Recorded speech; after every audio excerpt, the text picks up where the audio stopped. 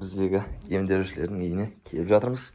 Яғни нәтижесін көрген қарағандылық апамыздың үйіндеміз. Бастай берейік. Кім? Іңкәр? Мен де бұл кісіні танымаймын, көріп отырмын. Бұл кісі тек қана бізді Инстаграмнан көреді, әлеуметтік желіден. Атыңыз кім болады? Атым Гүлжазира болады. Гүлжазира. Бұл емдік судан қандай нәтиже көріп жатырсыз?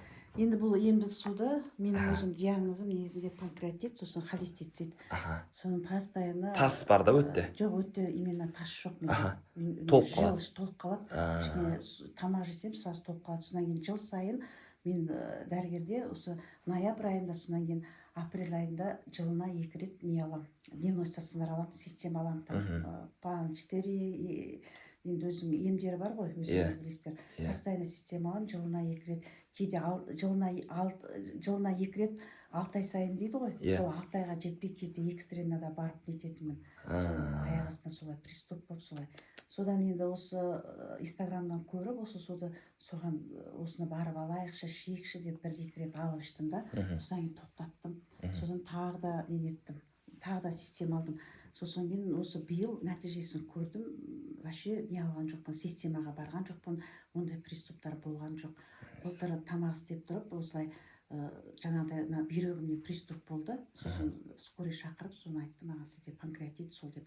Сол олай емес, панкреатит емес, песогыңыз қозғалған деді. Сол 1 жыл бойы енді осы суды 1 жылда почти ішіп келем. Содан кейін өзімнің жаңа жұмыстағы әріптестеріме айтам. Жасымдағы әріптестер біреу ішеді. Соны бізде енді мектеп интернат болсын, бізде оқушыларға таза фильтрден өткен су тұрады постоянно. Соны прямо көрсетем, мына суды салыстырыңдаршы деп айтам. Дәрі іше бермеңдер, дәрі деген ну деп. Соны айырмашылығы бар. Негізінде өзім вообще суға жоғадан адам. Су ішпейтін едіңіз, Суға вообще, су деген вообще ішпейтінмін. Қалай осы суды іштім. Содан кейін кейде үйге тассай, ас су, жаңа кристальный вода дейді, соларды әкеп қойып, бір дәмін көріп салыстырам. Мына өзгеше. Мынау енді былай адамға өзінен өзі былай кете беретін сипатта. Сол басында сенімсіздік болды, бірақ қазір үзбей алып ішем. Бұның жаңағы сіздердің жаңа ержанның 63 дегенсіздер тура менің жұмысымның қасында.